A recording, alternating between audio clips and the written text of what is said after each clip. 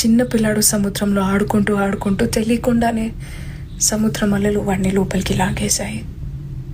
మునిగిపోతున్నాడు, చేతిలో కాళ్ళు కొట్టుకుంటున్నాడు, సహాయం కోసం అరుస్తున్నాడు. అది చూసిన అమ్మ నాన్న భయపడి వెంటనే బోట్ ఎక్కి పిల్లాడు ఉన్న ప్లేస్కి రీచ్ అయ్యారు. రీచ్ అయిన వెంటనే వాళ్ళ అమ్మ పిల్లాడిని చూసి, నీకు ముందే చెప్పానా ఒడ్డున ఆడుకోమని, ఇప్పుడు ఎందుకు లోపలికి, చూసావా ఏం జరిగిందో ఇప్పుడు అని చెప్పి తిడుతుంది. నాన్నేమో సరే ఇదే సమయం, నువ్వు స్విమ్మింగ్ ఇప్పుడే నేర్చుకోవాలి, చేతులు ఇలా కాదు ఇలా పెట్టి టకాటకా అని కొట్టు, అప్పుడే నువ్వు బయటపడతావు, అప్పుడే నీకు స్విమ్మింగ్ వస్తుంది అని లెక్చర్ ఇస్తున్నారు.